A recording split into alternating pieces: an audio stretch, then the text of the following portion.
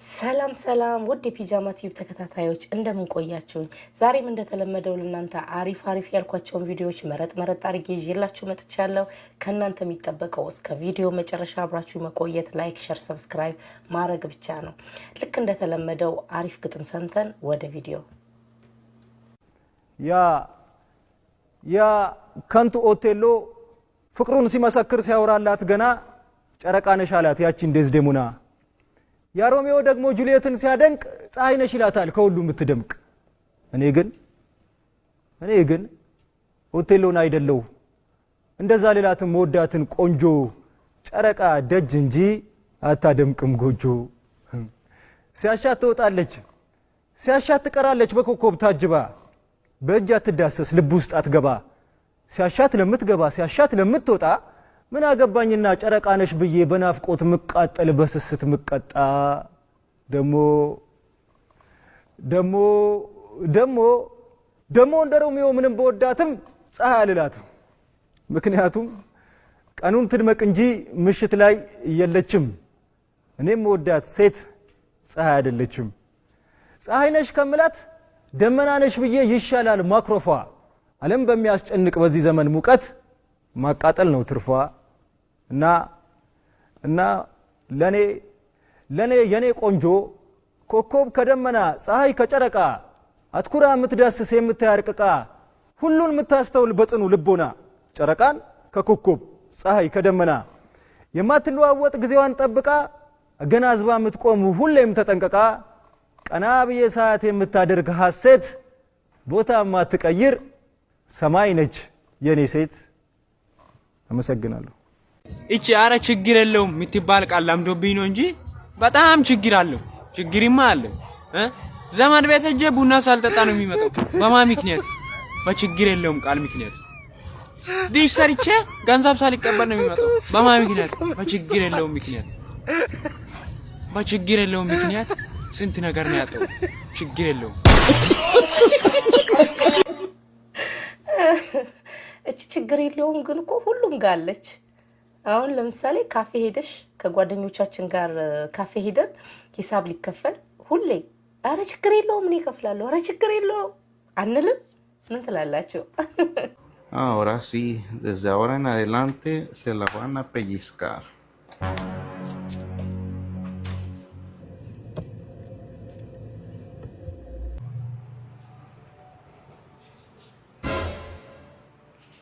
Ah!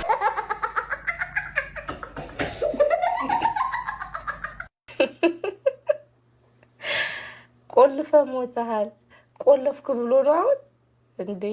እንደውም ከወገቡን የቆረጠችው ሄዶ እግር ተሰባብሮ ማየት አኪያም ወይት እግዚአብሔር ምስክሬ እግርን ወይ እጅን ሰብሮት ማየት ፈልጋል።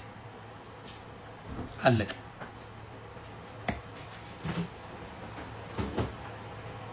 ደግሞ አይቀርም ይህ ደግሞ አይቀርም። አደራ ጆን ያድርሱለት ለጆን ሁለተኛ ጉራውን እንዳይጨረጭር እጁን እግሩን ስብር አድርጋ ሳይ ቆልመመ። ከዛ በኋላ ያ ሁላ ጩኸት እኔ እመጣለሁ እዚህ መጥቼ ቅጥቅጥ ነው ማድረገው። ከዛ ይሄ የሚታወቅ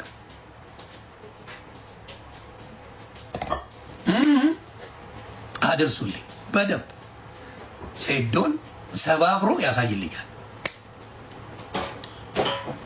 አለቀ። እኔ በእርግጠኛ ሆኜ ነው የምናገረው። ጆን እንደሚያሸንፍ እርግጠኛ ሆኜ ነው የማወራው። ሰባብረ አሳይልኝ። ከዛ አብረን የምናየው ነው። እንደዛ አይው የሚያጋጋ ሌላ ሳለ ሴዶ ወሬ ብቻ ነው፣ ስኪል የለውም። እውነቱን ነው የምነግርህ፣ ስኪል የሚባል የለውም። ብዙ ጊዜ የሚያወሩ ሰዎች ፕሮፌሽናሊ ያልሰሩ ሰዎች ናቸው። ብዙ ጊዜ ፕሮፌሽናል ሆነው አልሰሩ። ፕሮፌሽናል ሆነ ካልሰራ ገስዋ ስላወራ አትድንም፣ ምንም አታመጣም። አሁን ለምሳሌ ዮዳብ ጉቶ ባስኬትቦል ሲከት ምናምን ጎበዝ ነው አይደለ? ከሚጫወቱ ሰዎች ጋር ብታዩት አንዴ ኳሱን አይነካም። እንዲህ በባዶ ሜዳ እየሄደች ጉቶ ጭው እያደረገች ትከታለች አይደል? ዮዳብ ጉቶን ካያችሁ ጭው እያደረገ ባስኬትቦል ይከታላል።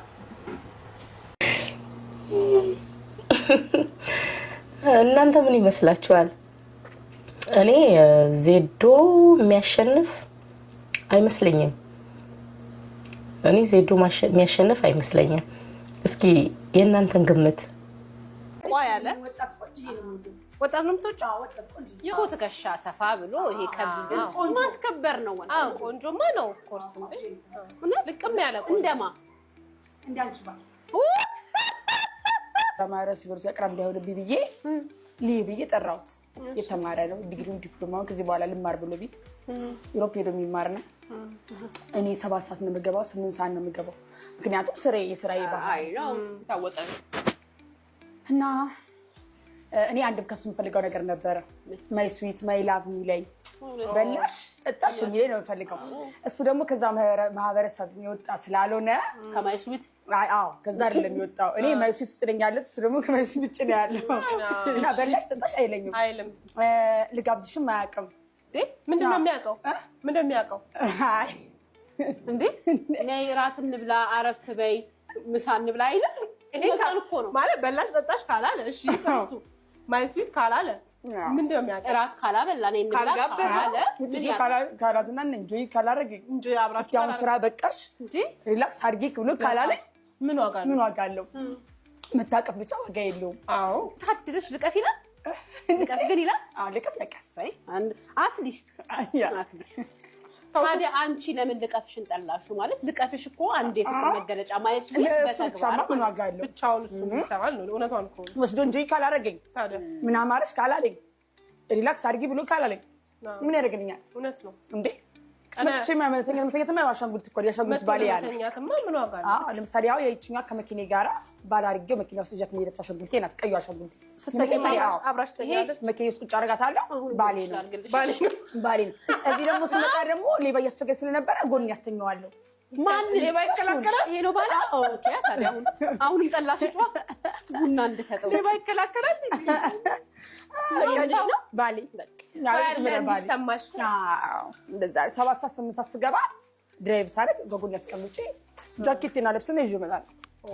ሰው እንዳልፈራ ሰው ያለ እንዲመስል ተፈላጊና ተፈላጊ አይገናኝም። አዎ አይገናኝም። እና እግዚአብሔር በፈቀደውም ጊዜ ካልሆነ አይገናኝም። በርግጥ ለዛ ነው ከዛ ተወኝ የሚለው ጥያቄ ካንቺ መጣ። አልፈልግም ለምን ሲልሽ ምን አልሽ? ሲለኝ ይሄ ፓርቲ የለም ይሄ ምን ያደርግልሻል ሲለኝ ነው በቃ ይሄ እኔ ስሜት ነው የምፈልገው ነገር ነው። ትዕግስት ወደፊት ምን ታስባለች? ምንድነው የምታስቢው? የምታቅጂው? ምንስ ተማርሽ ካለፍሽበት ነገር? ካለፍኩበት ብዙ ሰቶች አሉ እነኛን ማጥፋት ድጋሚ ቲጂ ማይ ስዊት የሚለኝ ነው የምፈልገው እያለች ነው። መታቀፍ ብቻውን ጥቅም የለውም እና ማይ ስዊት የሚለኝ የሚጋብዘኝ የሚያዝናናኝ ነው የምፈልገው ብላለች። የምታዝናናት የት ነህ? ቶሎ በል። ይህ ሰው 6 ጊዜ ሞቶ 6 ጊዜ ወደ ህይወት ተመልሷል። እጅግ የሚያስገርመው ደግሞ ለሁሉም ሞቶቹ ዶክተሮች ማረጋገጣቸው ነው። ነገሩ እንዲህ ነው። እስማኤል አዚዝ ይባላል። ታንዛኒያ ሲሆን መጀመሪያ ጊዜም የሞተው ስራ ላይ ባጋጠመው አደጋ ነበር። ታዲያ ቤተሰቦቹ ተሰብስበው ለቅሶም ተቀምጠው ሊቀበር አካባቢ ብድግ ይላል። ተአምር ነው በሚል ሁሉም ሰው ይቀበለዋል። ለሁለተኛ ጊዜ ደግሞ በወባ በሽታ ይያዝና አሁንም መሞቱ ይረጋገጣል። ታዲያ ሊቀበር አካባቢ እንደለመደው ወደ ህይወት ይመለሳል። ቤተሰቡም ሆነ አካባቢ ላይ ያሉ ሰዎች መፍራትም ሆነ መጠራጠር ይጀምራሉ። ለሶስተኛ ጊዜ ደግሞ መኪና አደጋ ይደርስበትና ለ3 ቀን ኮማ ውስጥ ይገባል። በዛውም ዶክተሮች መሞቱን ያረጋግጣሉ። እጅግ የሚያስገርመው ደግሞ ለ3 ቀን ውስጥ ኢሳ ማቆያ ውስጥ መቆየቱ ነበር። ታዲያ ኮፈን ውስጥ ሲያስገቡት አካባቢ ብድግ ይላል። እዚህ ሁኔታ ውስጥ እያለ ነበር የአካባቢው ሰው በአይነ ቁራኛ እያየ ራቅ አድርገው ሊጥሉት የሚያሰቡት። ምክንያቱ ደግሞ ይህ መንፈስ አለበት ወይም ጠንቋይ ነው እንጂ ዝም ብሎ አይሞትም በሚል እሳቤ ነበር። ለ5ኛ ጊዜ ሽንት ቤት ውስጥ ገብቶ ወድቆም ይሞታል። እንደዛም ሆነ ግን ወደ ህይወት መመለስ ችሏል። ታዲያ አካባቢ ያሉ ሰዎች ይህንን ይወስኑበታል። እሱ ለአካባቢያችን ትልቅ ችግር ነውና መሞት አለበት። ህዝቡም ተረባርቦ ባለበት በተቀመጠበት ቤት ውስጥ እሳት ይለኩሱበታል። እሱም ታዲያ እዛው እሳት ውስጥ ይቃጠላል። የጭስ ሁኔታ አላስተነፍስ ስላለው የተቃጠለም ቢሆን እዛው ትንፋሽ አጥሮት መሞቱም ይረጋገጣል። ታዲያ በዚህ ጊዜ ተገላገለው ይህንን መንፈስ ያለበትን ሰው አጠፋ ነው ብሎ የአካባቢ ሰው ጮቤ ይረግጣል። ነገር ግን እንዳሰቡት አልሆነም። ለ6ኛ ጊዜ መነሳትም ችሏል። ታዲያ ይህንን የተመለከቱት የአካባቢ ሰዎች ከዚህ በኋላ እሱ ከኛ አካባቢ መራቅ አለበት ብለው ብቻውንም እንዲኖር ፈቅደውለታል። እጅግ በጣም የሚያስገርመው ደግሞ አሁን እኔ ራሱ እየፈራው ነው፣ መሞት አለመቻሌ ስጋት ውስጥ ከተውኛል ይላል። እስማኤል አዚዝ ይህንን ይናገራል። በምን ተአምርና እንዴት እንደምተርፍ አላቅም፣ ነገር ግን ከሞት እየተመለሱ በመጣሁበት ጊዜ ሁላ ሰውነቴ ባዳ እየሆነብኝ ነው ንግግሩ ነው። እናንተስ ይህንን ታሪክ ምን ትላላችሁ? ሀሳባችሁን መከተባችሁን እንዳረሱልኝ። ይህ የሚኖር ሕይወት ነው። በስመ አብ 6 ጊዜ ሞቶ የተረፈ ይሄማ በቃ መቼም አይሞትም። 6 ጊዜ ተቀብሮ ከወጣ ሞቶ ተቀብሮ ሐኪም አረጋግጦ ከወጣ እኔ እንጃ በጣም ነው የሚያስፈራው። የአካባቢው ሰው እንዴት አይፍራ? እናንተ ምን ትላላችሁ? ፋሚሊዎች ይሄ ድራማ አይደለም እና እባካችሁ ለሚመለከተው ሰው አድርሱልኝ። ማየት ራሱ ከባድ ነው። ምንድነው ጎሮ ጉሊቱ ጋር የምትኖሩ ሰዎች ታውቁታላችሁ። እኔ እዚህ ሰፈር ከገባው በጣም ቆይቻለሁ፣ ግን በገባሁበት ጊዜ ጀምሮ እስካሁን ተደጋጋሚ ጊዜ አደጋ እያየሁኝ ነው። ተደጋጋሚ ጊዜ እና እባካችሁ ጉሊቱ ጋር ያለውን አስፋልት ስፒች ብሬከር መሰራት የሚችል ከሆነ አሰሩልን፣ የሚሰራ ከሆነ ይሰራልን እና እባካችሁ ማስጠንቀቂያም ነው። ቤተሰቦች ልጆች ያላችሁ ዳርዳር ደግሞ መኖሪያ ነው ሰፈሩ እና ልጆቻችሁን ያዙ። እኔ ለስንተኛ ጊዜ ነው የመኪና አደጋ ሰው ሲገጭ ሲሞት ማየው እና አሁን የሞተ ሰው አይቼ ታገቹ ሞቱ እዛው ወርቁ አይቼ ነው የመጣሁት እና አሟሟቴንም ማሳመርልኝ እኮ አንድ ነገር ነው አይደለ? በራሳችን እስኪደርስ ድረስ አልጠብቅ። እባካችሁ ለሚመለከተው ሰው አድርሱልኝ። ይሄ መንገድ መሰራት የሚችል ከሆነ ይሰራ። ቤተሰቦች ደግሞ ልጆቻችሁን ጠብቁ። ማየት ራሱ ከባድ ነው። አለቅ ይሄንን ልላችሁ ነው። በጣም ነው የሚገርመው። ኢትዮጵያ ውስጥ ያለ አደጋ በአሁን ሰዓት በጣም የሚያስፈራ በጣም የሚዘገንን በጣም ትልልቅ አደጋዎች ነው እየሰማን ያለ ነው እና የተለያዩ ቪዲዮዎች በዚህ ዙሪያ ላይ ተለቋል እና እስኪ እባካችሁ ሼር እያደረጋችሁ ለሚደርሰው ቦታ አድርሱ። ዋና የማይችል አሳ በውቅያኖስ ውስጥ እንዳለ ብነግራችሁ ስንቶቻችሁ ታምኑ ይሆን? ከተፈጥሮ ምን እንማራለን? የ30 ቀን የቪዲዮ ቻሌንጅ ቀን 2 ላይ ነው ያለነው። the hand fish ይሄ አሳ ከሌሎቹ አሳ በጣም የተለየና እንግዳ ፍጥረት ነው። እንደ ሌሎቹ ውቅያኖስ ውስጥ እንደሚኖሩ እንደ ጓዶቹ አሳዎች መዋኘት አይችልም። ይልቁንም በእግሮቹ በውቅያኖሱ መሬት ላይ ሲራመድ ነው የምታዩት። ውቅያኖስ 3 ክፍሎች አሉት። የመጀመሪያው the light zone ትዋይላይት ዞን እና ዳርከስት ዞን ይባላል። ላይት ዞን የላይኛው ሲሆን ትዋይላይት ዞን ወይም የድንግዝግዝ ዞን የምንለው ደግሞ የመካከለኛውና ብርሃን ብዙ የማይደርስበት ነው። የመጨረሻው ዲፕ የሚባለው ወይም ደግሞ ዳርከስት የሚባለው ዞን ደግሞ ጥቁር ጨለማ የሆነው ቦታ ላይ ነው መሬቱ ያለበት የውቅያኖሱ። እዛ ላይ ነው የሚኖረው ይህ አሳ። በመሬቱ ላይ ነው ወክ የሚያደርገው እንጂ ፈጽሞ መዋኘት አይችልም። በውሃ ውስጥ እየኖረ መዋኘት አለመቻሉ ብቻ አይደለም ከሌሎች አሳዎች የሚለዩ። ዘሃንድ ፊሽ በጣም አስገራሚ የሆነው ሌላው ባህሪ ደግሞ ከሌሎች አሳዎች እጅግ በጣም ሰነፍ ነው። መሄድ፣ ማደን፣ ለሚበላው ነገር ምግብ መሰብሰብ ፈጽሞ አይፈልግም። እዚያው ባለበት ብቻ በቀስታ እየተንጎማለለና እየተራመደ ምግቡ ወደ ራሱ እንዲመጣለት ነው የሚያደርገው። ከላይ በምስሉ እንደምታዩት ከንፈሮቹ ቀይ በመሆናቸው ከሩቅ የመታየት እድል አለው። በዚህ ጊዜ የሚበሉት ነገር የሚያገኙ እየመሰላቸው ሌሎች ትንንሽ ከሱ የደቀቁ አሳዎች ወደሱ በሚመጡ ጊዜ ውጡ ያስቀራቸዋል፣ ይበላቸዋል። ከዚህ አሳ ተፈጥሮ የምታስተምረን አንድ በጣም የሚያስገርም ነገር አለ። በብዙ ስኬታማ ሰዎች ተከብባችሁ ማለት፣ በየቀኑ ስለ ስኬት ስለ መነቃቃት አወራችሁ ማለት፣ ወይም ደግሞ በሆኑ መልካም ሰዎች ተከብባችሁ ማለት እናንተ ያናችሁ ማለት አይደለም። ብዙ ጊዜ ስለ ስኬት ደጋግመው የሚያወሩ ሰዎች በዙሪያቸው የሉም? ብዙ ጊዜ ስለ መልካምነት ብዙ የሚያወሩ ግን መልካም ያልሆኑ ግን ስኬታማ ያልሆኑ፣ በሀብታሞች የተከበቡ እንደ ሀብታም አክት የሚያደርጉ ግን ሀብታም ያልሆኑ ሰዎች አጋጥሟቸው አያውቁም?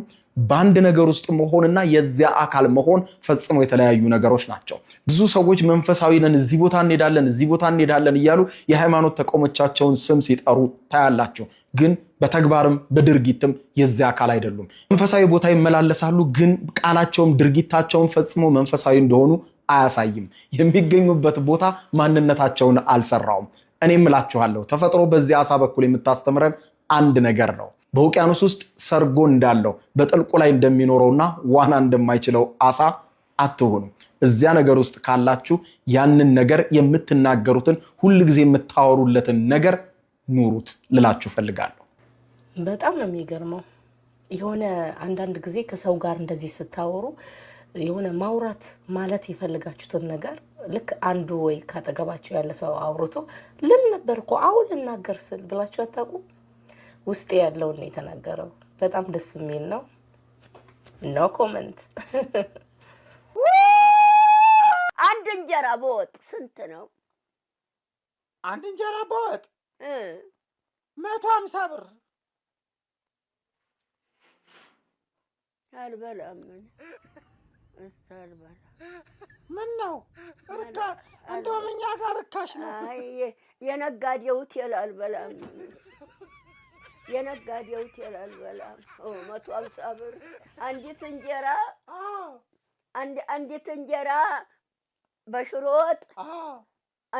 አንዲት እንጀራ በሽሮ ወጥ በክክ ወጥም ሆነ በጎመን ወጥም ሆነ አንዲት እንጀራ 150 ብር። የነጋዴ ሆቴል አልበላም። የቀበሌው የመንግስት ነው። አይ ክክ አይደለም፣ ሽሮ ብቻ ነው። ሽሮ 150፣ በየአይነት ከሆነ 250። ጎመን አለ፣ ክክ ወጥ፣ የምስር ክክ ወጥና ጎመን አለ። ጎመን 300 ብር ነው። ጎመን 300 ብር። አልፈልግም ሴትዮ፣ በጋ አምላክ። እኔ ኡኡል ነው ወታደር ሊመጣ ተርሲቲ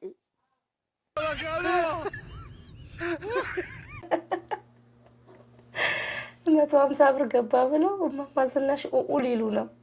150 ብር ሽሮ አይደለም ክኮት ተብለው ራሱ ማለት ነው። ካመንሽ ምንም ነገር ይሆናል። እኔ ያ ሰውዬ መቶ ሰፖርት ሲያደርገኝ አለቀውም። መቶ ግን ሲያወራርድልኝና ህይወቴ በአንዴ ሲቀየር ደንግጫለሁ። እንዴት ነበር አመጣጥሽ? ላይፍ ነው ያመጣኝ። ገዳሜን 1 ሳምንት ቆይቼ ጸልዬ እና አከራዮች ይገርማቸዋል ጥንካሬዋ። ሰው ጸሎት የምታረጊው የምትለምኙ እየሰራሽ እየተንቀሳቀሽ ነው። ይሄን አርግልኝ የምትይው ቁጭ ብለሽማ ከለመንሹ ምን ያርግሱ? እንደው ያቺ ጃኒ በ13 በ14 ዓመቷ ወደዚህ የመጣችው በዛን ወቅት በዛን ሰዓት ምን ነበር አይምሮዋ ውስጥ? አይቀጥሉኝም ነበር፣ ስራ ይመልሱኝ ነበር። በጣም ተሰምቶኝ አልቅሻለሁ።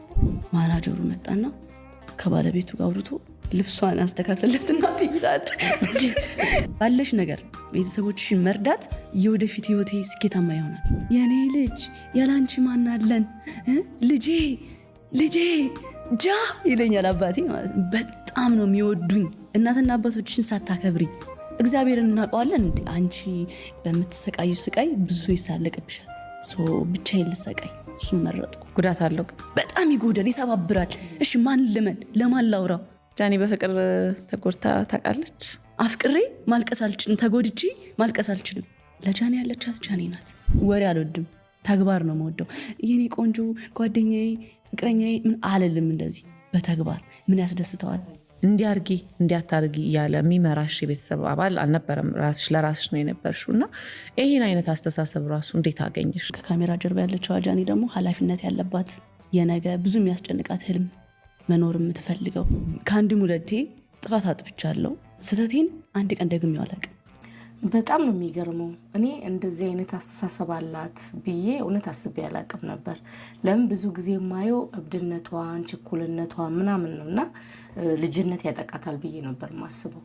ግን በጣም በሚገርም ሁኔታ በጣም ብስል ናት፣ ጎበዝ፣ ጠንካራ ሴት። በእውነት በጣም እንደዚህ አልጠበቅኳትም። እና ኢንተርቪው ሙሉን ያላያችሁ ግቡና አምለሰት ላይ ማየት ትችላላችሁ። ጃኒ ግን በርቺ፣ የምታመልኪው የምታምኚው አምላክ አሁንም ከጎንሽ ነው።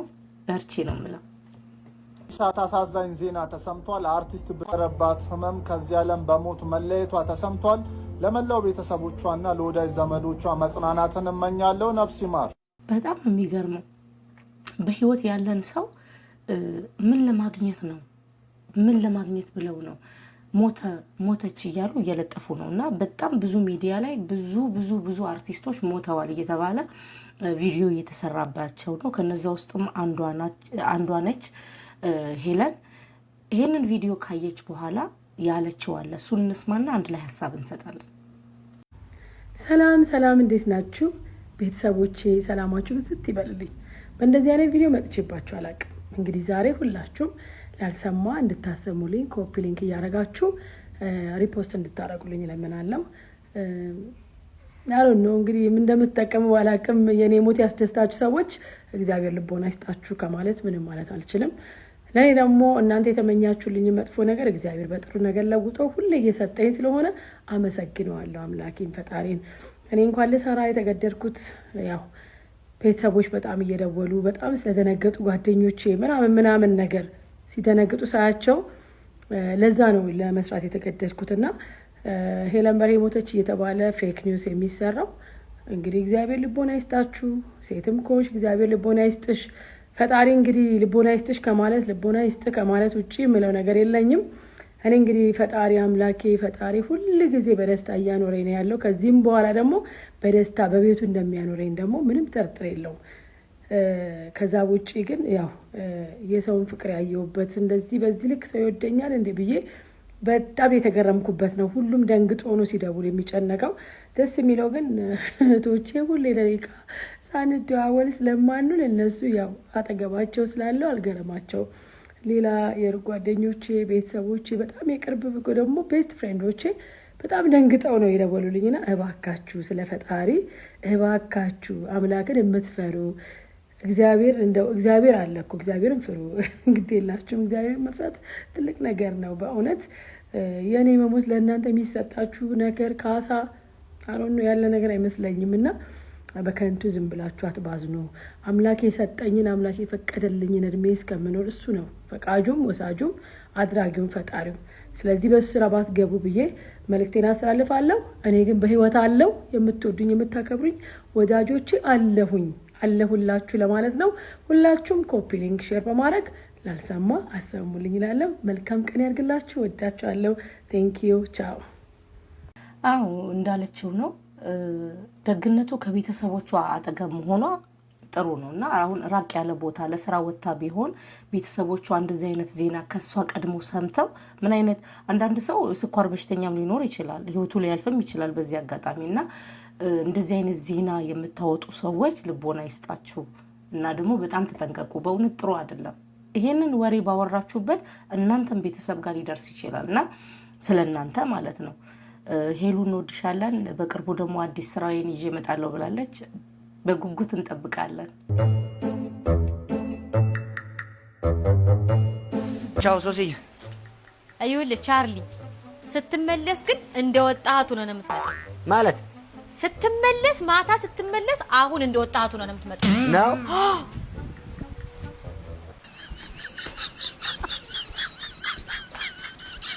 ደህና ወይ ሶሲ?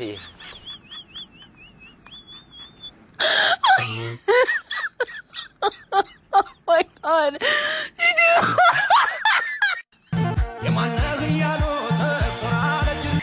ሰክሮ ነው የወጣው፣ ሰክሮ ነው የሚመለሰው። እንደዛ ነው።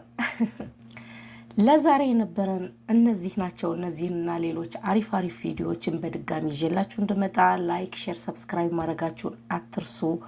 ባይ